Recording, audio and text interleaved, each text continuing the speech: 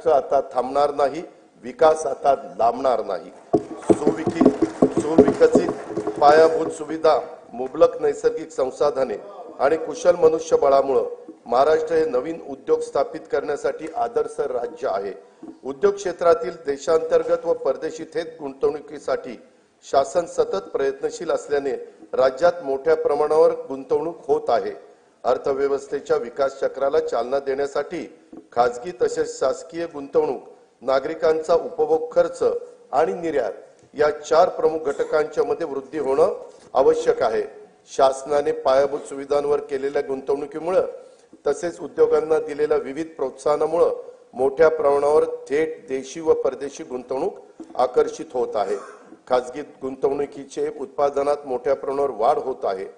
रोजगारात वाढ होऊन उत्पन्नात वृद्धी होत आहे। या व्यतिरिक्त शासनाच्या विविध योजनांचा लाभ लाभार्थींच्या बँक खात्यात थेट जमा करण्यात येत असल्याने क्रय शक्ती वाढली आहे। त्याचा परिणाम बाजारात वस्तू व सेवांच्या मागणीत वाढ होण्यात झालेला आहे। परिणामी गुंतवणूक, रोजगार निर्मिती, वाढीव उत्पन्न, मागणी, गुंतवणूक असे विकास चक्र फिरते आहे। औद्योगिक विकासात राज्य सदैव अग्रेसर असून थेट विदेशी गुंतवणुकीच्या बाबतीतही देशात अव्वल आहे। जानेवारी 2025 मध्ये दावोस येथे झालेल्या जागतिक आर्थिक परिषदेमध्ये राज्य शासनाद्वारे एकूण 56 कंपन्यांच्या सोबत सामंजस्य करार करण्यात आले। त्याद्वारे येत्या काळात 15,72,654 कोटी रुपयांची गुंतवणूक होणार आहे। त्यातून 16 लाख रोजगार निर्मिती होईल असा अंदाज आहे।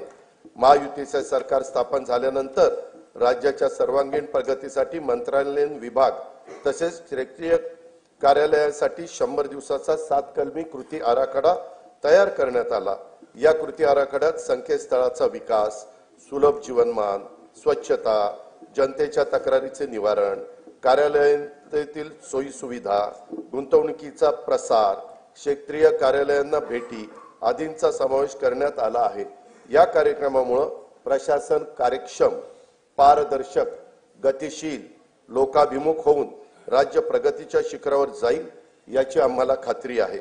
या कार्यक्रमाच्या अंमलबजावणीचे मूल्यमापन त्रयस्थ संस्थांकडून करून घेऊन उत्कृष्ट काम करणाऱ्या कार्यालयांचा गौरव करण्यात येणार आहे आणि हा कार्यक्रम निरंतर ठेवण्याचा निर्णय हा देखील घेण्यात आलेला आहे। महाराष्ट्राचं नवीन औद्योगिक धोरण 2025 लवकरच जाहीर करण्यात येणार आहे। त्या धोरणांच्या 5 वर्षाच्या कालावधीत 40 लाख कोटी रुपयांची गुंतवणूक व 50 लाख रोजगार निर्मितीचं उद्दिष्ट असेल।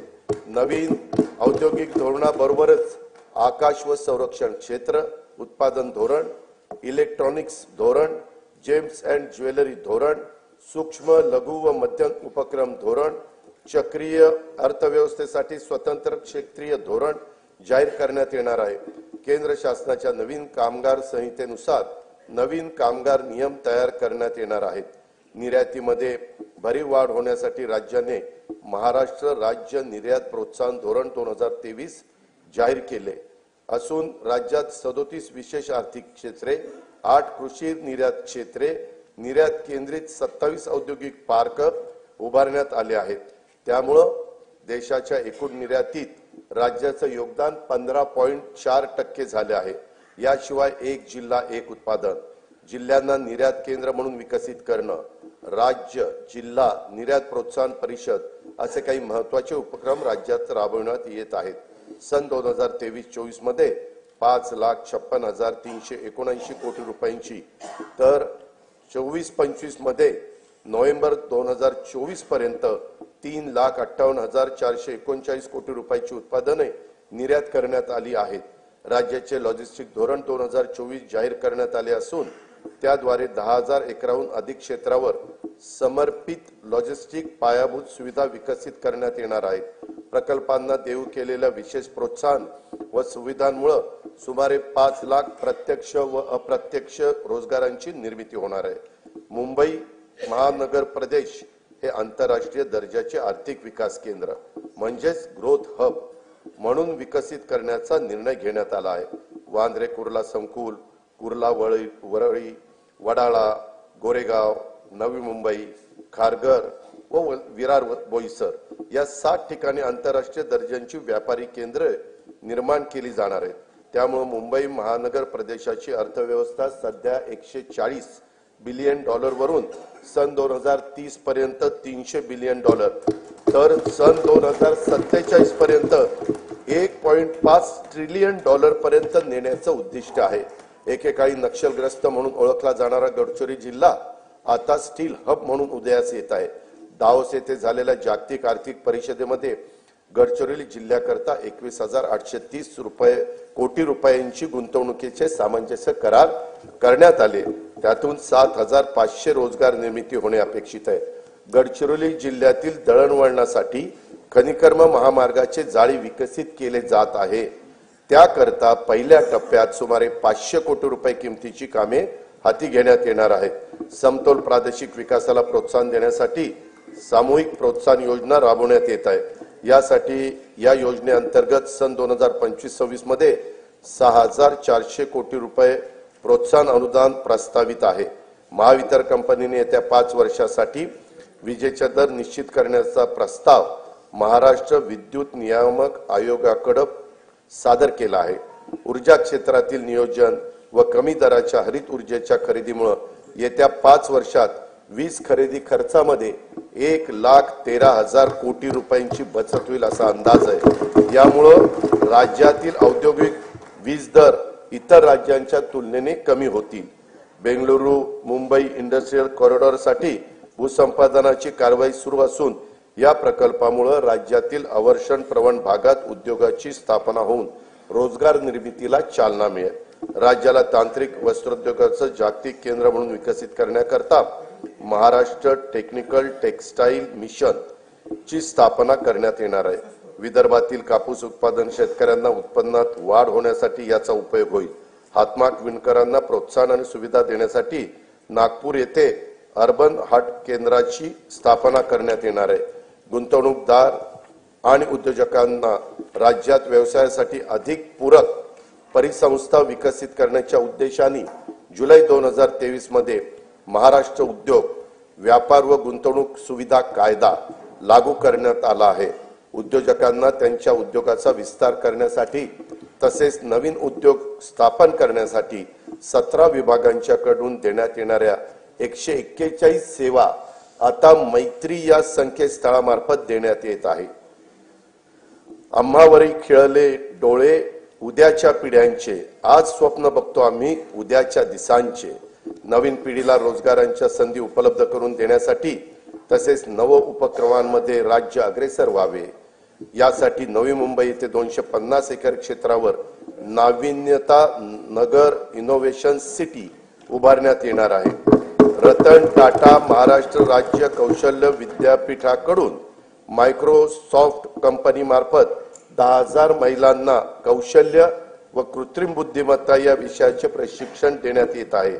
सन 2025-26 या वर्षाकरता कार्यक्रम खर्चाकरता उद्योग विभागास 1,021 कोटी रुपये, कामगार विभागास 171 कोटी रुपये, वस्त्रोद्योग विभागास 774 कोटी रुपये आणि कौशल्य रोजगार उद्योजकता आणि नाविन्यता विभागास 807 कोटी रुपयाचा नियतव्यय प्रस्तावित आहे।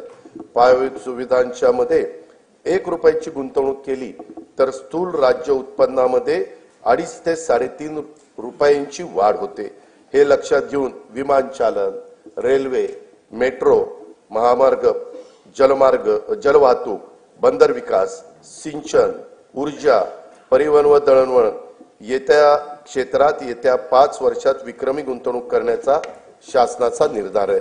महाराष्ट्र सागरी विकास धोरण 2023 मध्ये बंदर विकासाकरता स्वामित्व धन, अकृषी कर, वीज शुल्क आणि मुद्रांक शुल्क यातून सूट देण्यात आली आहे। विजेसाठी औद्योगिक दर लागू करण्यात आला आहे। प्रवासी जलवाहतूक व किनारी पर्यटनाला चालना देण्यासाठी प्रवासी व बंदर करातून सूट देण्यात आली आहे। बंदराच्या करारांचा कमाल कालावधी देखील आता 90 वर्ष करण्यात आला आहे। जवाहरलाल नेहरू बंदर प्राधिकरण आणि महाराष्ट्र सागरी मंडळ हे संयुक्तरित्या पालघर जिल्ह्यात वाढवण बंदर विकसित करीत आहे।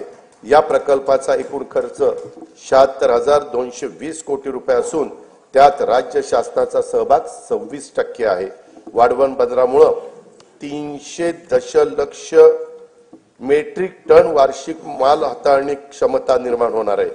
जवाहरलाल नेहरू बंदराच्या सध्याच्या क्षमतेपेक्षा ती तिप्पट असणार आहे। सन 2030 पर्यंत नव्या बंदरातून मालवाहतूक सुरू होणं अपेक्षित आहे।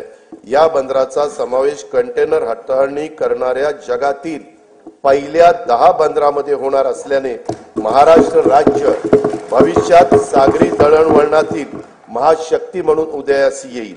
वाढवण बंदराजवळ मुंबईतले 3रे विमानतळ प्रस्तावित असून मुंबई अहमदाबाद बुलेट ट्रेनचं स्थानकही या बंदराजवळ असणार आहे। हे बंदर समृद्धी महामार्गाला देखील जोडण्यात येणार आहे। पालघर जिल्ह्यात मौजे बुर्बे येथे बंदर निर्मितीच्या 4259 कोटी रुपये किमतीच्या प्रकल्पास खासगी क्षेत्राच्या सहभागाने मंजुरी देण्यात आली आहे। गेटवे ऑफ इंडिया मुंबई येथून मांडवा एलिफंटापर्यंत सुरक्षित प्रवासाकरिता अत्याधुनिक सुविधायुक्त बोटींच्या साठी आर्थिक प्रोत्साहन देण्याचं धोरण जाहीर करण्यात येणार आहे। मुंबईचे गेटवे ऑफ इंडिया लगत रेडिओ क्लब येथे प्रवासी वाहतुकीकरता सुसज्ज जेटीचे 229 कोटी 27 लाख रुपये किमतीचे काम सुरू आहे। दिघी जिल्हा रायगड, वेंगुर्ला जिल्हा सिंधुदुर्ग तसेच कालेर, डोंबिवली, कोलशेत, मीरा भाईंदर जिल्हा ठाणे येथील जेटींची कामे प्रगतीपथावर आहेत। काशीत जिल्हा रायगड येथे तरंगत्या जेटीचे काम लवकरच सुरू करण्यात येत आहे। हवामान बदल आणि समुद्राच्या पातळीत होत असलेल्या वाढीमुळे निर्माण होणाऱ्या नैसर्गिक आपत्तीपासून बचाव करण्यासाठी महाराष्ट्रातील किनारी जिल्ह्यांच्या मध्ये 8400 कोटी रुपये किमतीचा बाह्य सहाय्यित प्रकल्प राबवण्यात येणार आहे। महाराष्ट्र शाश्वत पर्यावरण पूरक किनारा संरक्षण व व्यवस्थापन या 450 कोटी रुपये किमतीच्या प्रकल्पांतर्गत सिंधुदुर्ग जिल्ह्यातील देवबाग येथे 158 कोटी रुपये किमतीच्या कामांना मान्यता देण्यात आली आहे। या प्रकल्पामुळे समुद्रकिनारी वास्तव्यास असलेल्या नागरिकांच्या जीविताचे व मालमत्तेचे रक्षण होईल। केंद्र सरकारने सन 2020-21 पासून भांडवली खर्चाकरता 50 वर्ष मुदतीच्या बिनव्याजी कर्जाची राज्यांना भांडवली गुंतवणुकीसाठी विशेष सहाय्य योजना सुरू केली आहे। या योजनेतून राज्याला 2021 ते 23-24 या कालावधीत 13,807 कोटी रुपयाचा निधी प्राप्त झाला आहे। सन 2024-25 मध्ये या योजनेत सुमारे 12,000 कोटी रुपयाचे सहाय्य अपेक्षित आहे। पूर्व निर्धारित निकषावर आधारित राज्याच्या दीर्घकालीन व सर्वसमावेशक अमृतकाल राज्य रस्ते विकास आराखडा 2025 ते 2047 तयार करण्याचे प्रस्तावित आहे। या आराखड्यामध्ये पर्यटन केंद्रे, तीर्थक्षेत्रे, धार्मिक स्थळ, गड किल्ले, राष्ट्रीय उद्याने, अभयारण्य, 5000 पेक्षा जास्त लोकसंख्येच्या वसाहती आणि सर्व जिल्हा मुख्यालय व तालुका मुख्यालय जोडण्याकरता रस्त्यांचा समावेश करण्यात येणार आहे। आशियाई विकास बँकेच्या सहाय्याने रस्ते विकास प्रकल्पाचा टप्पा 1 पूर्ण झाला आहे। टप्पा 2 मधील 3939 कोटी रुपये किमतीची 468 किलोमीटर रस्ते सुधारण्याची कामे हाती घेण्यात आली आहेत। त्यापैकी 350 किलोमीटर लांबीची कामे पूर्ण झाली आहेत। टप्पा 3 अंतर्गत 755 किलोमीटर रस्ते लांबीची 6589 कोटी रुपये किमतीची 23 कामे हाती घेण्यात आली आहेत। सुधारित हायब्रिड एन्युटी योजनेअंतर्गत 6000 किलोमीटर लांबीच्या रस्त्यांची सिमेंट कॉन्क्रीट करण्याची कामे सुरू आहेत। या कामांची किंमत 36,964 कोटी रुपये आहे। प्रधानमंत्री ग्राम सडक योजना टप्पा 3 अंतर्गत 6500 किलोमीटर लांबीची 5670 कोटी रुपये किमतीची कामे मंजूर असून त्यापैकी 3785 किलोमीटर लांबीची कामे ही पूर्ण झाली आहेत।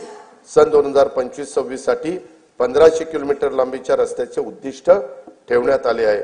मुख्यमंत्री ग्राम सडक योजना टप्पा 1 ची कामे पूर्णत्वास आली असून टप्पा 2 अंतर्गत 9610 किलोमीटर लांबीच्या रस्त्यांची दर्जनोत्तीची कामे मार्च 2026 अखेरपर्यंत पूर्ण करण्याचं नियोजन आहे।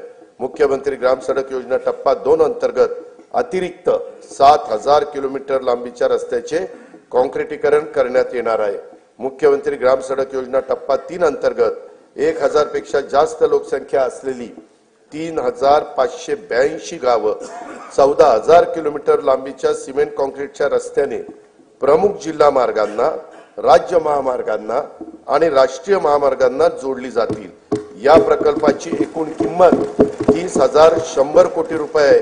पहिल्या टप्प्यात 8,000 कोटी रुपयाची कामे हाती घेण्यात येणार आहे।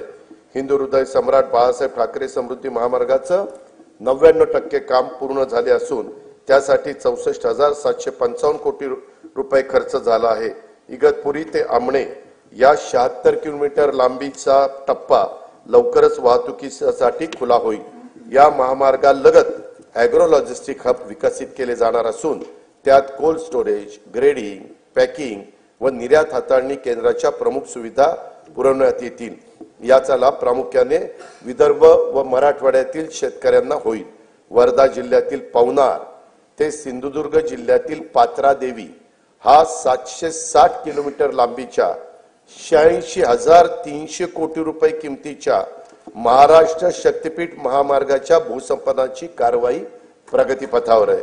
मुंबई पुणे द्रुतगती मार्गावरील खोपोली ते खंडाळा या लांबीतील मिसिंग लिंक प्रकल्पाचं काम ऑगस्ट 2025 पर्यंत पूर्ण करण्यात येणार आहे। यामुळे प्रवासाचा वेळ आणि इंधन या दोन्हीत बचत होईल आणि वाहतूक कोंडीतून देखील नागरिकांची सुटका होईल।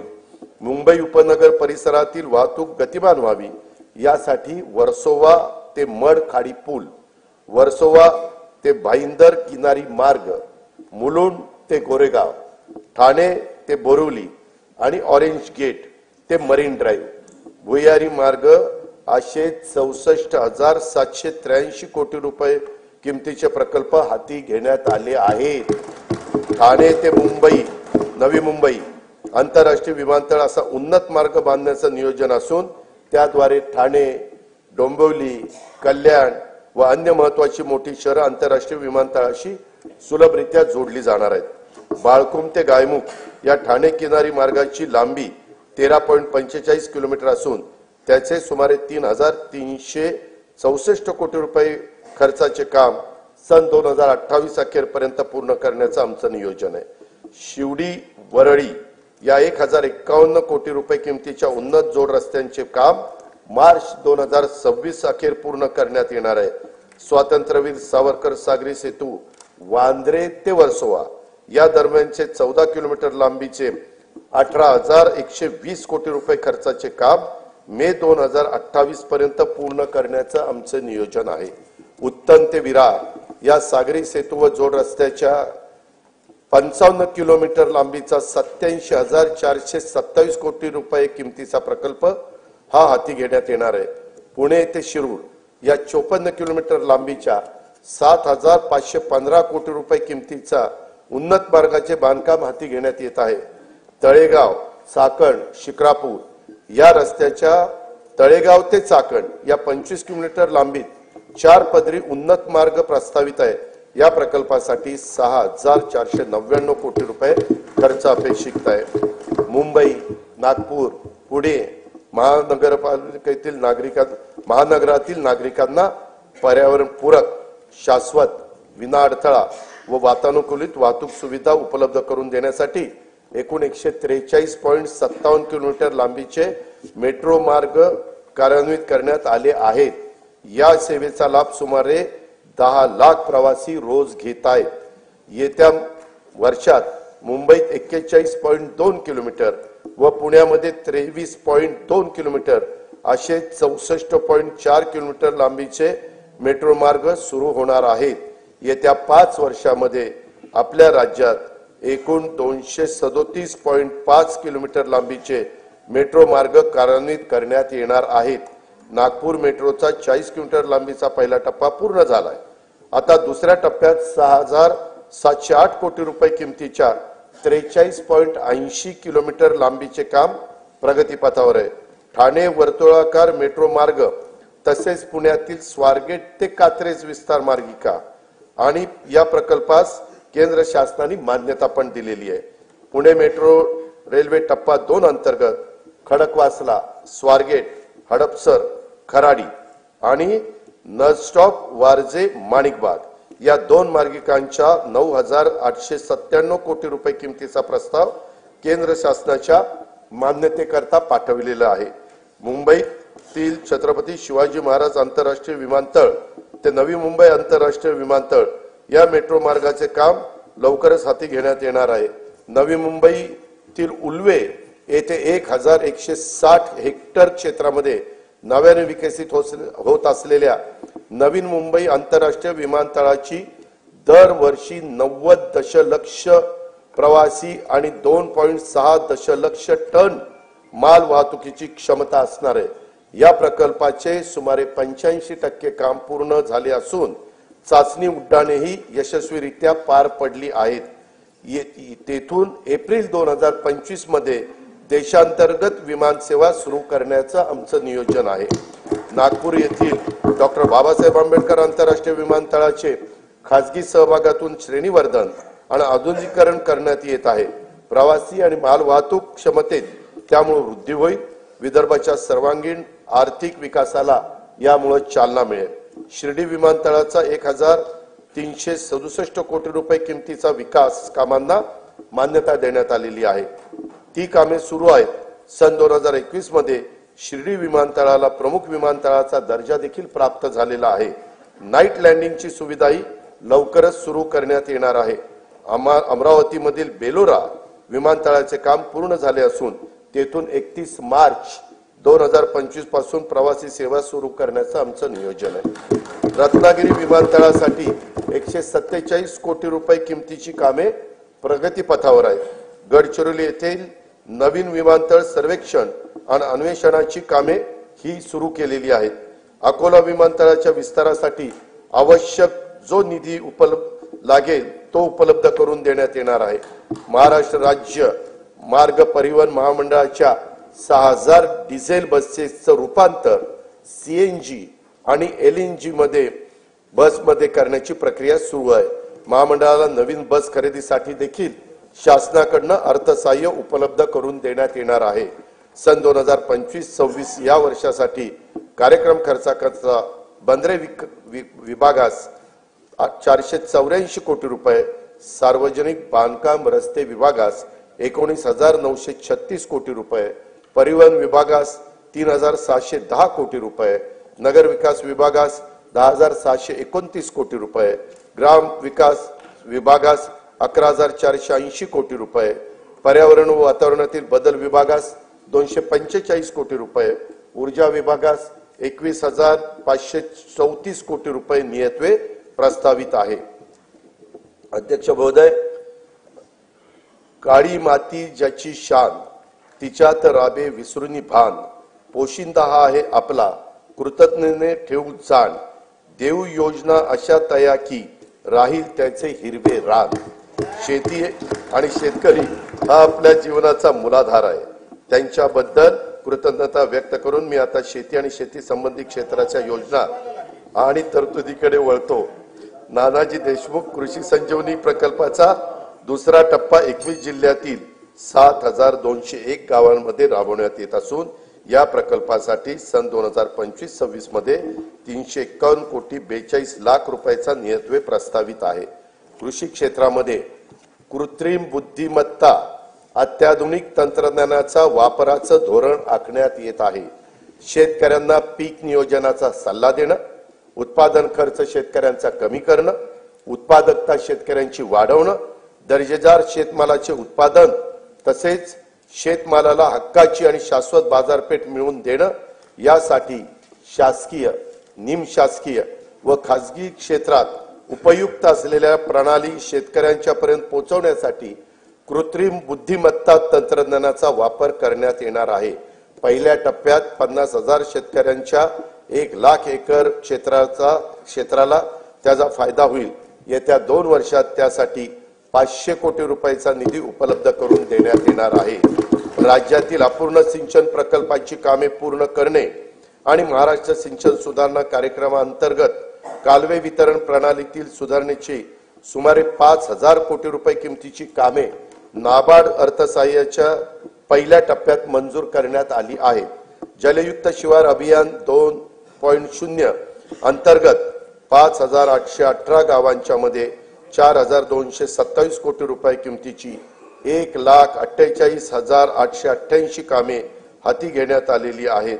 अभियानातील सर्व कामे मार्च 2026 पर्यंत पूर्ण करण्यात येणार आहेत। गाळमुक्त धरण, गाळमुक्त शिवार ही योजना राज्यात कायमस्वरूपी राबवण्यात येणार आहे।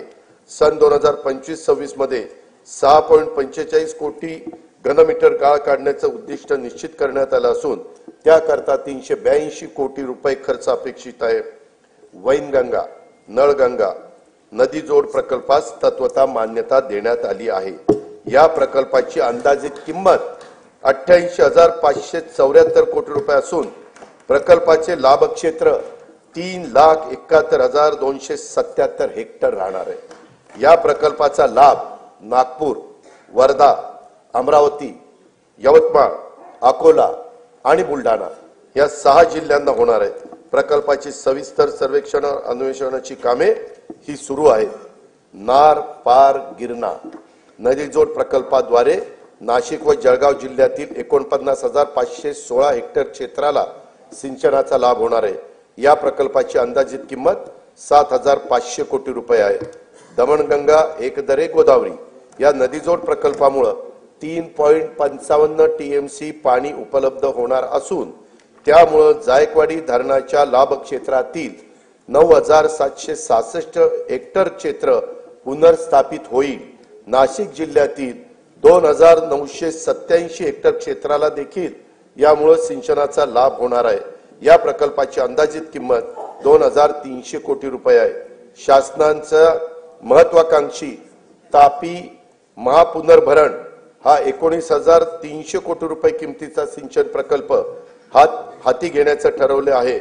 या प्रकल्पामुळे उत्तर महाराष्ट्र आणि पश्चिम विदर्भातील विशेषतः खारपान पट्ट्यातील शेतकऱ्यांच्या जीवनात आमूलाग्र बदल होऊन त्यांच्या उत्पन्नात वाढ होणार आहे।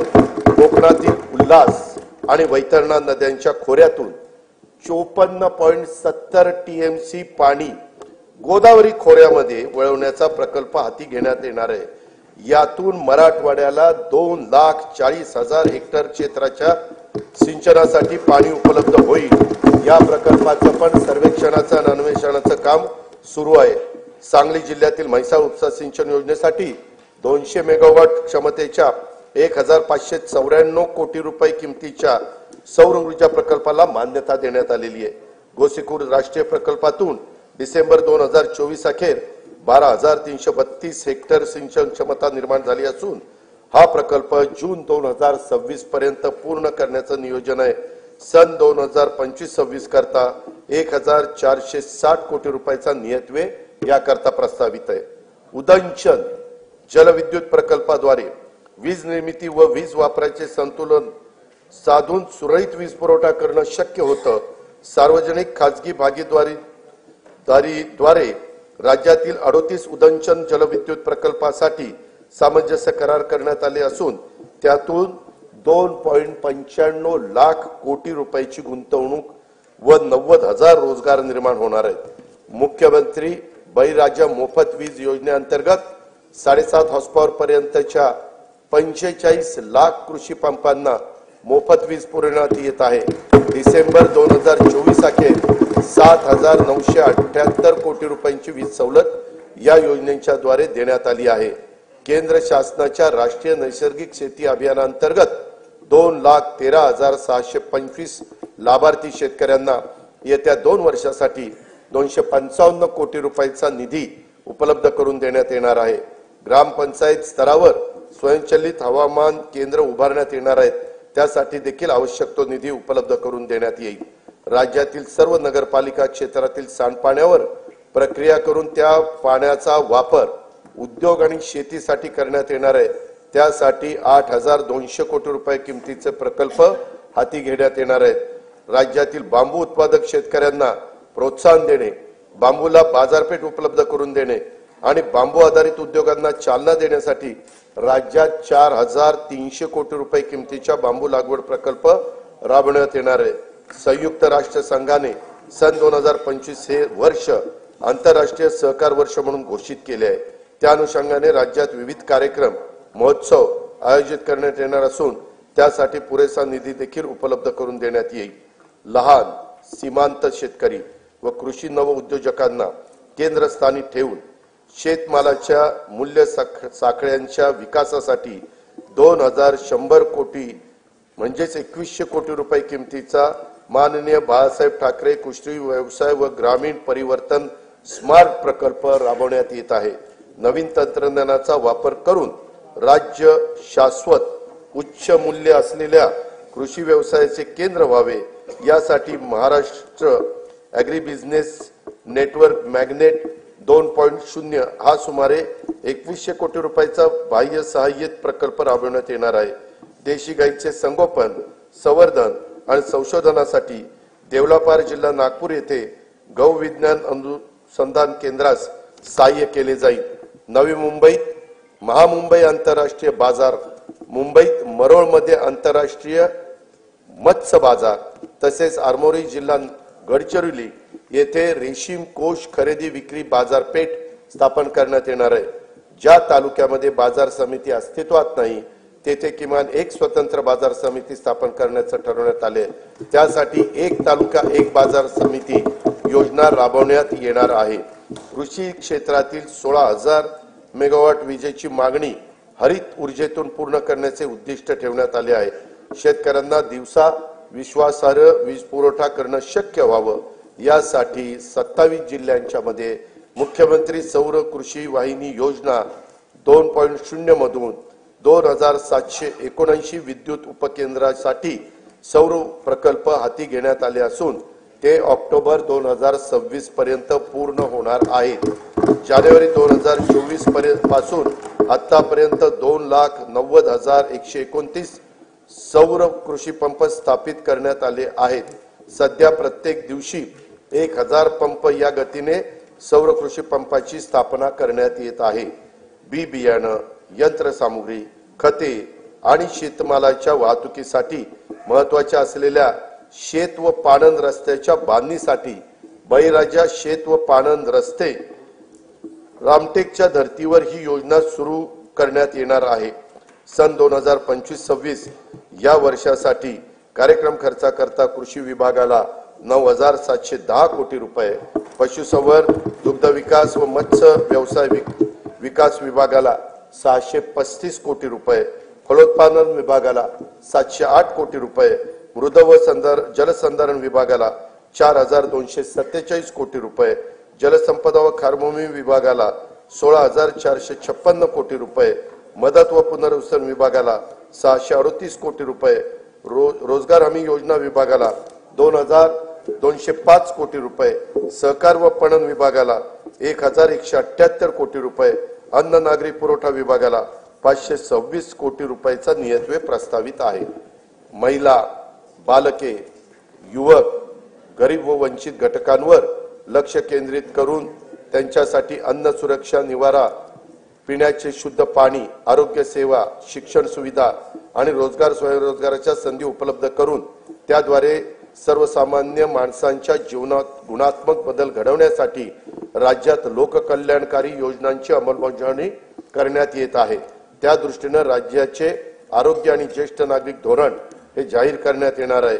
सर्वांसाठी घरे हे उद्दिष्ट येत्या 5 वर्षात साध्य करण्याचे राज्याचे नवीन गृहनिर्माण धोरण लवकरच जाहीर करण्यात येणार आहे।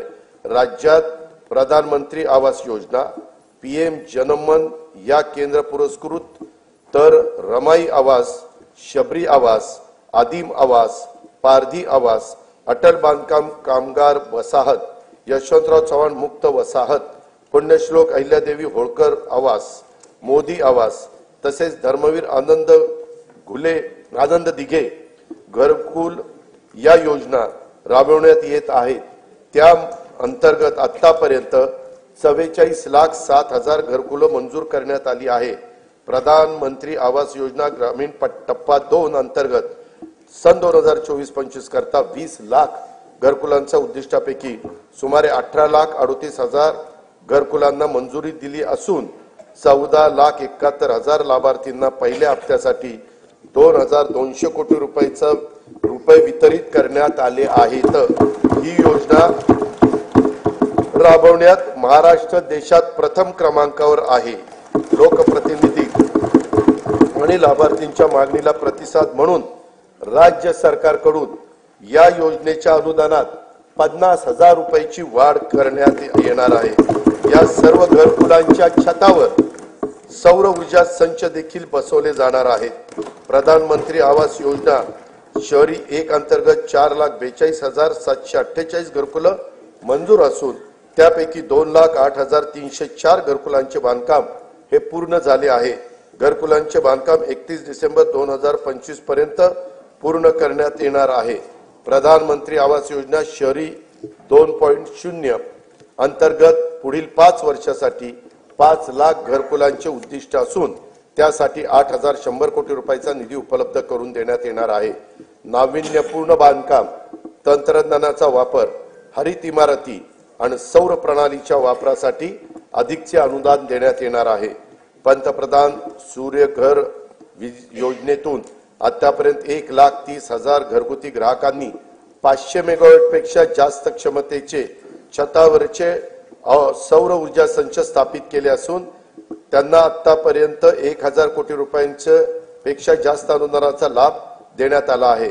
0 ते 100 युनिट वीज वापरणाऱ्या सुमारे 1.5 कोटी वीज ग्राहकांना छतावरील सौर ऊर्जा संच खरेदीसाठी अनुदान देण्याची योजना राज्य सरकारकडून सुरू करण्यात येणार असून या योजनेमुळे येत्या काही काळात राज्यातील सुमारे 70% वीज ग्राहकांचे वीज बिल टप्प्याटप्प्याने शून्यावर येणार आहे। सातारा जिल्ह्यातील मान्याची वाडी व टेकवडी या गावांना सौरग्राम म्हणून घोषित केले असून त्यांच्यासह अन्य 8 गावांचे सौर ऊर्जेचे 100% विद्युतीकरण करण्यात येणार आहे। वैद्यकीय महाविद्यालय आणि आरोग्य संस्थांसह राज्यातील सर्व शासकीय कार्यालयामध्ये सौर विद्युत यंत्रणा स्थापित करण्यात येणार आहे। राज्यातील 52,500 रास्त दुकानांमधील ई-पॉस मशीन इलेक्ट्रॉनिक्स वजन काट्यांना जोडण्यात येत आहे। राष्ट्रीय अन्न सुरक्षा योजनेअंतर्गत सप्लाय चेन, ब्लॉक चेन तंत्रज्ञान वापरून स्वस्त धान्याची वाहतूक व वितरण प्रणाली अधिक पारदर्शक व कार्यक्षम करण्यात येणार आहे।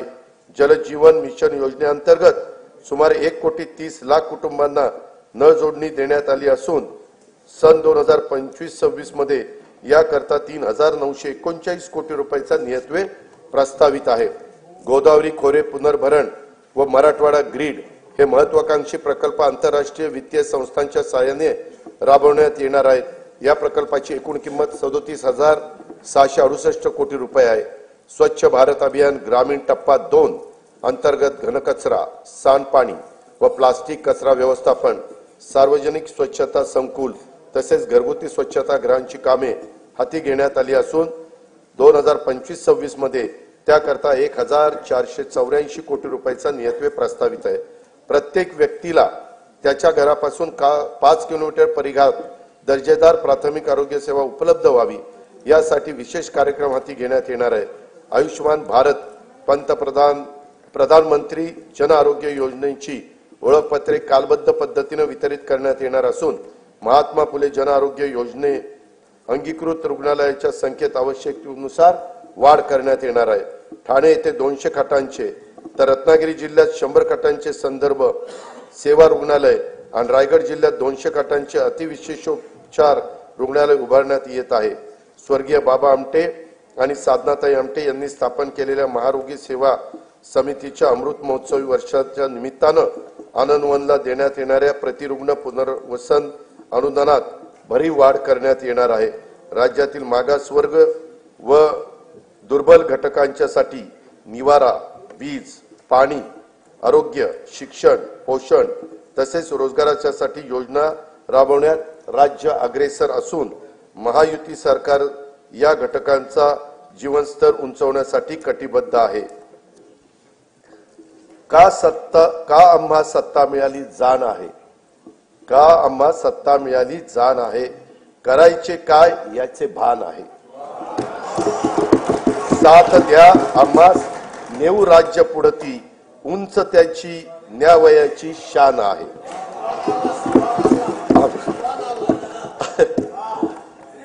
सुभान अल्लाह म्हणायचं नाही, ते शेरशायरीला म्हणायचं। अनुसूचित जाती घटकांच्या सर्वांगीण विकासासाठी राजर्षी शाहू महाराज शिष्यवृत्ती योजना, विद्यार्थी वसतिगृह, भारतरत्न डॉक्टर बाबासाहेब आंबेडकर स्वाधार योजना साहित्यरत्न लोकशाहीर अण्णाभाऊ साठे नागरी वस्ती सुधार योजना इत्यादी योजना राबवण्यात येत आहेत।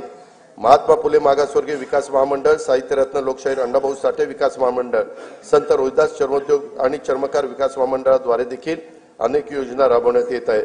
अनुसूचित जाती घटक कार्यक्रम तरतुदीमध्ये या वर्षी गेल्या वर्षीच्या तुलनेत 42% एवढी भरीव वाढ करण्यात आलेली आहे। आदिवासी समाजाच्या सर्वांगीण विकासासाठी भारतरत्न डॉक्टर APJ अब्दुल कलाम अमृत आहार योजना, नमो आदिवासी स्मार्ट शाळा अभियान, आदर्श आश्रम शाळा, ठक्कर बाप्पा आदिवासी विकास योजना तसंच पंडित दीनदयाळ उपाध्याय स्वयं योजना आदी कार्यक्रम राबवण्यात येत आहे। आदिवासी घटक कार्यक्रम तरतुदी या वर्षी गेल्या वर्षीच्या तुलनेत 40% एवढा भरीव वाढ करण्यात आलेली आहे। इतर मागासवर्ग, विमुक्त जाती, भटक्या जमाती तसेच विशेष मागास प्रवर्गातील समाजाच्या सर्वांगीण विकासासाठी ऊसतोड कामगारांच्या मुलांसाठी आश्रमशाळा, विद्यानिकेतन, क्रांतिज्योती सावित्रीबाई फुले शिष्यवृत्ती योजना, डॉक्टर पंजाबराव देशमुख वसतिगृह योजना, तांडा वस्तीमुक्त वसाहत योजना आदी कार्यक्रम राबवण्यात येत आहेत। धनगर तसेच गोवारी समाजाकरता आदिवासी उपाययोजनेच्या धर्तीवर एकूण 22 कल्याणकारी योजना राबवण्यात येत आहेत। बौद्ध, जैन, शीख, पारसी, ख्रिश्चन, यहुदी व मुस्लिम या अल्पसंख्याक समुदायातील घटकांच्या विकासासाठी विविध योजना राबवण्यात येत असून अल्पसंख्याक संशोधन व प्रशिक्षण संस्था स्थापन करण्यात आलेली आहे। या संस्थेला देखील पुरेसा निधी उपलब्ध करून देण्यात येईल।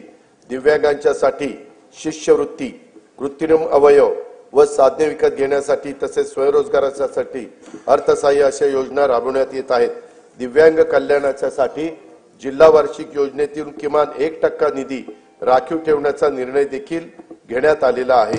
राज्यातील विविध समाजातील उन्नतीसाठी 18 महामंडळे स्थापन करण्यात आली असून विविध योजनांचा लाभ घेणे लाभार्थ्यांना सुलभ व्हावे यासाठी या महामंडळाच्या सर्व योजना एकाच संकेतस्थळावर आणण्याचं राज्य सरकारचं नियोजन आहे। सन 2025-26 या वर्षाच्या करता सामाजिक न्याय व विशेष सहाय्य विभागाला 25,581 कोटी रुपये, आदिवासी विकास विभागाला 21,495 कोटी रुपये, इतर मागास व बहुजन कल्याण विकास विभागाला 4,368 कोटी रुपये, दिव्यांग कल्याण विभागाला 1,526 कोटी रुपये आणि अल्पसंख्याक विकास विभागाला 812 कोटी रुपयाचा नियतव्यय प्रस्तावित आहे। असंघटित कामगार कल्याण आभासी महामंडळाकडून 1,75,00,000 असंघटित कामगार आणि शेतमजुरांच्यासाठी सामाजिक सुरक्षा योजना राबवण्याचा विचाराधीन आहे। संजय गांधी निराधार योजना, श्रावणबाळ सेवा राज्य निवृत्ती वेतन योजना तसेच अन्य विशेष सहाय्य योजनातील अर्थसहाय्य सर्व लाभार्थींना बँक खात्यात थेट जमा करण्यात येणारे डीबीटी पद्धतीनं लेख लाडकी योजनेअंतर्गत 1,13,000 लाभार्थींना थेट लाभ देण्यात आला आहे। 2025-26 साठी या योजनेच्या करता 50,55,00,000 रुपयाचा नियतव्यय प्रस्तावित आहे। मुलींच्या व्यावसायिक शिक्षणाला प्रोत्साहन देण्यासाठी शिक्षण शुल्क व परीक्षा शुल्काची 100% प्रतिपूर्ती करण्यात येत आहे। मान्यता प्राप्त उच्च आणि व्यावसायिक अभ्यासक्रमाचे केंद्रीभूत प्रवेश प्रक्रियेद्वारे प्रवेश घेणाऱ्या आणि ज्यांचे कुटुंबाचे वार्षिक उत्पन्न 8 लाख रुपयापेक्षा कमी आहे अशा विद्यार्थ्यांना हा लाभ देण्यात येतो। मुख्यमंत्री माझी लाडकी बहीण योजनेअंतर्गत 2,53,00,000 लाभार्थी महिलांना जुलै 2024 पासून आर्थिक लाभ देण्यात येत आहे। त्यासाठी आतापर्यंत 33,232 कोटी रुपये खर्च झालेला आहे। 2025-26 मध्ये या योजनेच्या करता 36,000 कोटी रुपयाचा नियतव्यय प्रस्तावित आहे। या योजनेमधून मिळणाऱ्या अनुदानाचा उपयोग जरा बजेट होऊ द्या ना। काही महिला गटांनी आर्थिक उपक्रमासाठी बीज भांडवल म्हणून केला असून अशा गटांना आणखीन प्रोत्साहन देण्यासाठी विशेष योजना हाती घेण्याचा आमच्या विचाराधीन आहे। दीनदयाळ अंत्योदय योजना राष्ट्रीय ग्रामीण उपजीविका अभियानांतर्गत सुमारे 22 लाख महिलांना लखपती दीदी होण्याचा मान मिळाला आहे। सन 2025-26 मध्ये आणखी 24 लाख महिलांना लखपती करण्याचं शासनाचं उद्दिष्ट आहे। नवी मुंबईत उल्वे मध्ये 194 कोटी 14 लाख रुपये किमतीच्या युनिटी मॉलचे काम आत्ता प्रगतीपथावर आहे। बचत गटाच्या उत्पादनांना हक्काची बाजारपेठ उपलब्ध करून देण्यासाठी प्रत्येक जिल्ह्यात एक उमेद मॉल उभारण्याचे शासनाने ठरवले असून पहिल्या टप्प्यात 10 जिल्ह्यांच्या करता 150 कोटी रुपयाचा निधी उपलब्ध करून देण्यात येणार आहे। ऑलिम्पिक, पॅराऑलिम्पिक, आंतरराष्ट्रीय व राष्ट्रीय स्पर्धांमध्ये पदक मिळवणाऱ्या खेळाडूंना प्रोत्साहन मिळावे म्हणून वैयक्तिक व सांघिक क्रीडा प्रकारामध्ये पदक प्राप्त खेळाडूंना देण्यात येणाऱ्या बक्षिसांच्या मध्ये घसघशीत वाढ करण्यात आली आहे। शिवछत्रपती क्रीडा संकुल पुणे येथील क्रीडा सुविधांचे नूतनीकरण करण्यात येणार आहे। क्रीडा संकुलाच्या देखभालीसाठी दुरुस्तीसाठी जिल्हा वार्षिक योजनेतून किमान 1% निधी राखीव ठेवण्यात येणार आहे। छत्रपती शिवाजी महाराज चषक कबड्डी तसेच व्हॉलीबॉल स्पर्धा, स्वर्गीय खाशाबा जाधव चषक कुस्ती स्पर्धा, भाई नेरुरकर चषक खो खो स्पर्धा या 4 राज्यस्तरीय क्रीडा स्पर्धेत देण्यात येणारे अनुदान हे 75 लाखावरून 1 कोटी रुपये करण्यात येणार आहे। सन 2025-26 या वर्षाकरता कार्यक्रम खर्चाकरता गृहनिर्माण विभागाला 1246 कोटी 55 लाख रुपये, पाणी पुरवठा व स्वच्छता विभागाला 3875 कोटी रुपये, सार्वजनिक आरोग्य विभागाला 3827 कोटी रुपये, उच्च व तंत्र शिक्षण विभागाला 3098 कोटी रुपये, वैद्यकीय शिक्षण व औषधी द्रव्य विभागाला 2574 कोटी रुपये, महिला व बाल विकास विभागाला 31907 कोटी रुपये, शालेय शिक्षण व क्रीडा विभागाला 3496 कोटी रुपये नियतवे प्रस्तावित आहेत। मुंबईतील गुन्हेगारीस प्रतिबंध, जलद आपत्कालीन प्रतिसाद आणि प्रभावी सार्वजनिक सुरक्षेसाठी पोलीस आयुक्त बृहन्मुंबई यांच्या कार्यालयात कृत्रिम बुद्धिमत्तेवर आधारित नवे हायटेक कमांड कंट्रोल सेंटर स्थापन करण्यात येणार आहे। गुन्ह्यातील पुरावा शास्त्रोक्त पद्धतीने गोळा करून त्याचा विश्लेषणाद्वारे दोषसिद्धीचे प्रमाण वाढवण्यास मदत व्हावी यासाठी 21 पथदर्शी फिरती न्यायवैद्यक वाहने लोकार्पित करण्यात आली आहेत। सायबर सुरक्षा संदर्भात तज्ञ मनुष्यबळांचा पुरवठा करण्यासाठी महाराष्ट्र सायबर गुन्हे सुरक्षा महामंडळ स्थापित करण्यात येणार आहे। घरबांधणी अग्रिमाची मागणी करणाऱ्या पोलीस दलातील सर्व अधिकारी व कर्मचाऱ्यांना अग्रिम देणे शक्य व्हावे यासाठी आवश्यक ती तरतूद करण्यात येणार आहे। राज्यात एकूण 18 नवीन न्यायालयाची स्थापना करण्यात आली आहे। त्यामध्ये दर्यापूर जिल्हा अमरावती, पौड, इंदापूर आणि जुन्नर जिल्हा पुणे, पैठण, गंगापूर जिल्हा छत्रपती संभाजीनगर, आर्वी जिल्हा वर्धा, काटोल जिल्हा नागपूर, वणी जिल्हा यवतमाळ, तुळजापूर जिल्हा धाराशिव आणि तसेच हिंगोली जिल्ह्याच्या ठिकाणी न्यायालयाचा याच्यामध्ये समावेश आहे। सन 2025-26 या वर्षाच्या कार्यक्रम खर्चाकरता गृह पोलीस विभागास 2237 कोटी रुपये, उत्पादन शुल्क विभागाला 153 कोटी रुपये, विधी व न्याय विभागाला 759 कोटी रुपये व महाराष्ट्र विधानमंडळ सचिवालयास 547 कोटी रुपये नियतवे प्रस्तावित आहे। मुख्यमंत्री शाश्वत समृद्ध पंचायत राज अभियान राज्यात राबवण्यात येणार असून त्यात भाग घेणाऱ्या अत्युत्कृष्ट ग्रामपंचायतींना तालुका पातळीवर राज्य स्तरापर्यंत पुरस्कार देण्याचे प्रस्तावित आहे। राज्यात सध्या राबविण्यात येत असलेल्या योजनांचे मूल्यमापन करून त्यांचे सुसूत्रीकरण तसेच साधन संपत्तीच्या स्रोताचा अभ्यास करून त्यामध्ये वाढ करण्याचे उपाय सुचवण्यासाठी उच्चस्तरीय समिती स्थापन करण्यात आली असून या समितीच्या शिफारसी विचारात घेऊन योजनांची अधिक प्रभावी अंमलबजावणी करण्यासाठी उपाययोजना करण्यात येणार आहे। सन 2025-26 या वर्षासाठी कार्यक्रम खर्चाकरता नियोजन विभागाला 9060 कोटी रुपये 60 कोटी 45 लाख रुपये, वित्त विभागाला 208 कोटी रुपये, महसूल आणि वन विभागाला 2981 कोटी रुपयाचा नियतवे प्रस्तावित आहे। महाराष्ट्राला निसर्गरम्य समुद्रकिनारा, प्राचीन लेण्या, गड किल्ले, घनदाट वनसंपदा असा समृद्ध वारसा लाभला आहे। पर्यटन क्षेत्रात खासगी गुंतवणुकीसाठी उत्साहवर्धक आणि अनुकूल वातावरण निर्माण करण्याकरता पर्यटन धोरण 2024 जाहीर करण्यात आले असून येत्या 10 वर्षात पर्यटन क्षेत्राला 1,00,000 कोटी रुपयाची गुंतवणूक आकर्षित करण्याचे उद्दिष्ट ठेवण्यात आले आहे। राज्याचे आरोग्य पर्यटन धोरण देखील अध्यक्ष महोदय आखण्यात येत आहे। मुघलांच्या नजरकैदेतून आग्र्यातून सुटका हा शिवचरित्रातील प्रेरणादायी प्रसंग आहे। छत्रपती शिवाजी महाराज नजरकैदेत होते, तेथे भव्य स्मारक उभारण्याचं राज्य सरकारने ठरवलेलं आहे। त्यासाठी उत्तर प्रदेश शासनाच्या सहकार्याने जागा उपलब्ध करून घेण्यात येईल आणि त्याच्यामध्ये तशा प्रकारचं त्या भव्य स्मारक उभारण्यात येईल। येणाऱ्या पिढ्यांना शिवरायांच्या स्फूर्तिदायी चरित्राची ओळख अद्ययावत तंत्रज्ञानाच्या आधारे करून देण्यासाठी पुणे शहरातील आंबेगाव येथे 4 टप्प्यात भव्य शिवसृष्टी प्रकल्प उभारण्यात येत आहे। त्यातील 2 टप्प्याचं काम पूर्ण झालेलं आहे। उर्वरित काम गती होण्यासाठी राज्य सरकारकडून आणखी 50 कोटी रुपयाचा निधी उपलब्ध करून देण्यात येणार आहे। छत्रपती शिवरायांनी स्थापन केलेल्या स्वराज्याच्या रक्षण आणि विस्तारासाठी जीवन समर्पित केलेल्या असीम शौर्य आणि धैर्याने लढलेल्या सर्व लढायात विजयश्री मिळवणाऱ्या छत्रपती संभाजी महाराजांच्या पराक्रमाच्या खुणा महाराष्ट्रात जिथे आहेत त्या कोकणातील संगमेश्वर हे एक ठिकाण आहे। औरंगजेबाच्या महाकाय सेनेशी महाराजांनी बोटावर मोजता येतील एवढ्या शूर मावळ्यांना सोबत घेऊन येथेच पराक्रमाची शर्थ केली।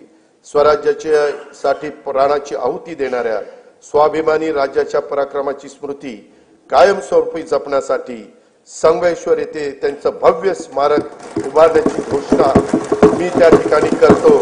छत्रपती संभाजी महाराजांचे पवित्र बलिदान स्थळ असलेल्या मौजे तुळापूर व समाधी स्थळ मौजे वडू बुद्रुक येथे त्यांचं भव्य स्मारकाचं काम अतिशय जोरात प्रगतीपथावर आहे। दरवर्षी एका प्रेरणादायी गीताला छत्रपती संभाजी महाराज राज्य प्रेरणा गीत पुरस्कार प्रदान करण्याचा निर्णय देखील शासनाने घेतला आणि तो अंमलबजावणी केली। छत्रपती संभाजी महाराज की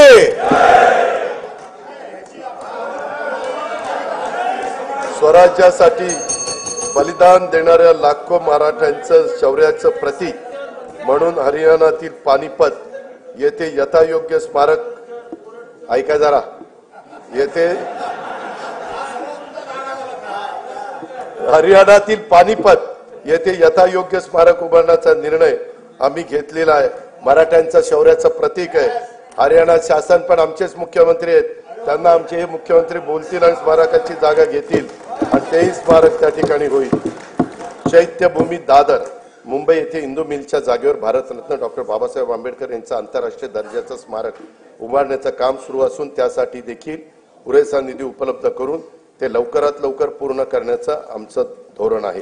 भारताचे दिवंगत पंतप्रधान भारतरत्न अटल बिहारी वाजपेयी यांच्या जन्मशताब्दी वर्षानिमित्त मुंबई येथे भव्य स्मारक उभारण्यात येणार आहे। स्वर्गीय बाळासाहेब ठाकरे राष्ट्रीय स्मारकाच्या पहिल्या टप्प्यातील काम पूर्ण झाले असून दुसऱ्या टप्प्यातील कामासाठी राज्य सरकारकडून 220 कोटी रुपयाचा निधी उपलब्ध करून देण्यात येणार आहे। आद्य शिक्षिका ज्ञानज्योती सावित्रीबाई फुले यांचे जन्मगाव असलेल्या नायगाव तालुका खंडाळा जिल्हा सातारा येथे त्यांच्या कार्यास साजेस स्मारक व महिला प्रशिक्षण केंद्र उभारण्यात येणार आहे। साहित्यरत्न आज त्यांची पुण्यतिथी, मी त्यांना अभिवादन करतो।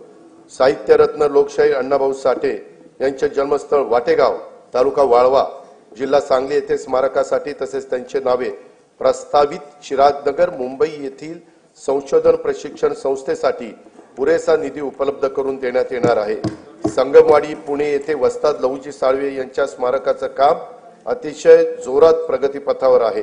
सन 2027 मध्ये नाशिक येथे होणाऱ्या सिंहस्थ कुंभमेळ्याच्या निमित्तानं नमामि गोदावरी अभियानाचा आराखडा तयार करण्यात येत आहे।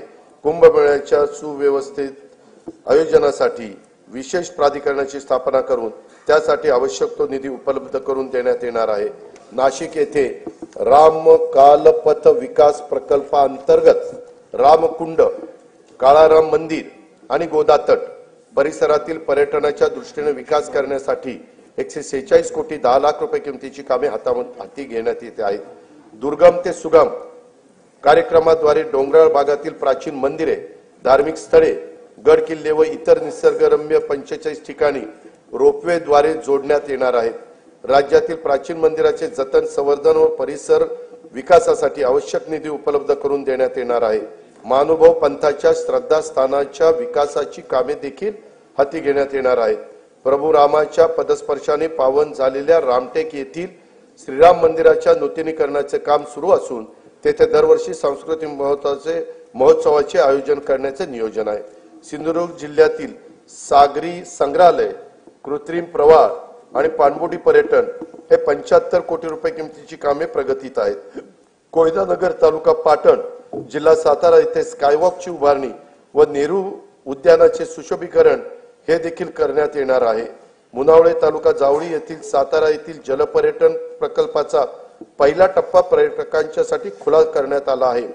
आता हेळवाद जिल्हा सातारा येथे कोयना जल पर्यटन प्रकल्पाला मान्यता देण्यात आली आहे. ठाणे जिल्ह्यातील मुरबाड तालुक्यातील माळशेज घाटात काचेचा स्कायवॉक उभारण्यात येणार आहे. अध्यक्ष महोदय, भाव फुलांना पायी उधळून आयुष्याचा कापूर जाळून तुझे सारखे करीन पूजन, गीत तुझे मी आई गाईन, शब्दोशब्दी अमृत ओतून, अशा माय मराठी केंद्रीय मंत्रिमंडळाने 3 ऑक्टोबर 2024 रोजी झालेल्या बैठकीमध्ये अभिजात भाषेचा दर्जा दिल्याबद्दल राज्यातल्या तमाम जनतेच्या वतीनं आणि जगभरातील मराठी भाषिकांच्या वतीनं मी माननीय पंतप्रधान नरेंद्र मोदी महोदयांचे मनपूर्वक आभार मानतो. या पुढे दरवर्षी 3 ऑक्टोबर हा दिवस अभिजात मराठी भाषा सन्मान दिन व 3 ते 9 ऑक्टोबर दरम्यान अभिजात मराठी भाषा सप्ताह साजरा करण्यात येईल. मराठी भाषा विद्यापीठ रिद्धपूर येथे अभिजात मराठी भाषेच्या संशोधन व अध्ययनासाठी उच्च दर्जाचे संशोधन केंद्र तसेच अनुवाद अकादमी स्थापित करण्यात येणार आहे. मराठी भाषेच्या संवर्धनासाठी कार्य करणाऱ्या संस्थांच्या माध्यमातून अभिजात मराठी भाषा विषयक उपक्रम राबवण्यात येणार आहेत. मराठी भाषेच्या संशोधनातील उल्लेखनीय कामगिरीबद्दल पुरस्कार सुरू करण्यात येणार आहे.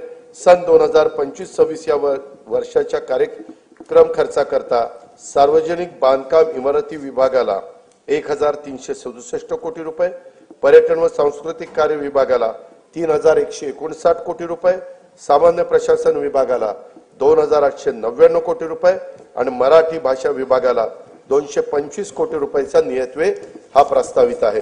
सन 2024-25च्या अंदाजपत्रकात 4,99,463 कोटी रुपये महसुली जमा अपेक्षित होती. महसुली जमेचे सुधारित अंदाज 5,36,463 कोटी रुपये निश्चित करण्यात आले. सन 2024-25च्या एकूण खर्चाचा अर्थसंकल्पीय अंदाज 6,12,293 कोटी रुपये व सुधारित अंदाज 6,72,030 कोटी रुपये असून भांडवली व कल्याणकारी योजनांवरील खर्चात झालेल्या वाढीमुळे सन 2024-25 या वर्षाच्या एकूण खर्चाच्या सुधारित अंदाजात ही वाढ झालेली आहे. सन 2025-26 या आर्थिक वर्षात जिल्हा वार्षिक योजनेअंतर्गत 20,165 कोटी रुपयाची भरीव तरतूद करण्यात आली आहे.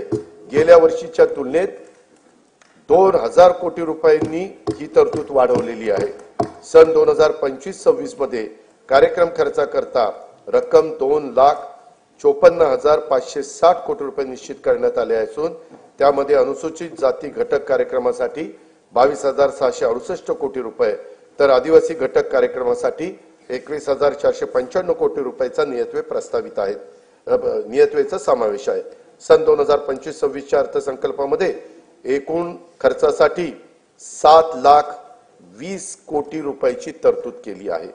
सन 2025-26च्या अर्थसंकल्पामध्ये महसुली जमा 5,60,964 कोटी रुपये व महसुली खर्च 6,06,855 कोटी रुपये अंदाजित आहे. परिणामी 45,891 कोटी रुपये अंदाजित तूट येत आहे.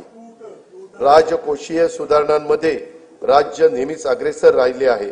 राजकोषीय उत्तरदायित्व व वित्तीय व्यवस्थापन कायद्यानुसार राज्याच्या राजकोषीय तूट स्थूल राज्य उत्पन्नाच्या 3% कमी ठेवण्यात शासन यशस्वी झाले आहे। तसेच राज्याची महसुली तूट ही सातत्याने स्थूल राज्याच्या उत्पन्नाच्या 1% कमी राहिलेली आहे। 25-26 ची राजकोषीय तूट 1,36,235 कोटी रुपये आहे। यानंतर अध्यक्ष महोदय, मी अर्थसंकल्पाच्या भाग 2 कडे त्या ठिकाणी वळतो। अध्यक्ष महोदय, मी आता अर्थसंकल्पाचा तुला गरज आहे पाण्याची। मी आता अर्थसंकल्पाचा भाग 2 माननीय सभागृहासमोर सादर करीत आहे। सन 2024-25 या आर्थिक वर्षासाठी राज्याच्या स्वतःच्या कर महसुलाचे अर्थसंकल्पीय उद्दिष्ट 3,43,040 कोटी रुपये एवढे निश्चित करण्यात आले होते। सन 2024-25 या आर्थिक वर्षासाठी राज्याचा स्वतःचा कर महसुलाचा सुधारित अंदाज 3,67,467 कोटी रुपये एवढा प्रस्तावित करण्यात येत आहे। 25-26 या आर्थिक वर्षासाठी राज्याच्या स्वतःच्या कर महसुलात अर्थसंकल्पीय उद्दिष्ट 3,87,674 कोटी रुपये एवढे प्रस्तावित आहे। वस्तू व सेवा कर कायदा लागू करण्यापूर्वी राज्य कर विभागातर्फे राबवण्यात आलेल्या विविध कायद्यानुसार सार्वजनिक क्षेत्रातील उपक्रमाकडे असलेली थकबाकीची तडजोड करण्यासाठी मी अभय योजना जाहीर करत आहे। सदर अभय योजनेचे नाव महाराष्ट्र कर व्याज शास्ती किंवा विलंब शुल्क सार्वजनिक क्षेत्रातील कंपन्यांची प्रदेय असलेल्या यांच्या थकबाकीची तडजोड करण्यासाठी अधिनियम 2025 असे असेल। या अभय योजनेचा कालावधी प्रस्तावित कायदा लागू झाल्याच्या दिनांकापासून दिनांक 31 डिसेंबर 2025 पर्यंत असेल। सध्या व्यक्तिगत मालकीच्या परिवहनेतर 4 चाकी CNG व LPG वाहनांवर वाहन प्रकार आणि किमतीनुसार 7 ते 9% दराने मोटार वाहन कराची आकारणी केली जाते। या कराच्या दरामध्ये 1% वाढ प्रस्तावित करीत आहे। सदर वाढीमुळे राज्याला 25-26 मध्ये 150 कोटी रुपयाचा अतिरिक्त महसूल मिळणे अपेक्षित आहे। राज्यात 30 लाखापेक्षा अधिक किमतीच्या इलेक्ट्रॉनिक वाहनांवर 6% दराने मोटार वाहन कराची आकारणी करण्याचे प्रस्तावित आहे। मोटार वाहन कराची कमाल मर्यादा ही 20 लाखाची होती, ती आता 30 लाख रुपये करण्याचे प्रस्तावित आहे। कमाल मर्यादेत प्रस्तावित वाढीमुळे 2025-26 मध्ये राज्याला सुमारे 170 कोटी रुपयाचा अतिरिक्त महसूल मिळेल असे अपेक्षित आहे। बांधकामासाठी वापरल्या जाणाऱ्या क्रेन्स, कॉम्प्रेसर, प्रोजेक्टर्स आणि एक्सकेव्हेटर्स या प्रकारातील वाहनांना अनिवार्यपणे एक रकमी वाहनाच्या किमतीच्या 60% दराने मोटार वाहन कर आकारण्याचे प्रस्तावित आहे। प्रस्तावित मोटार वाहन कर सुधारणेमुळे 2025-26 मध्ये राज्याला सुमारे 180 कोटी रुपयाचा अतिरिक्त महसूल मिळणे अपेक्षित आहे।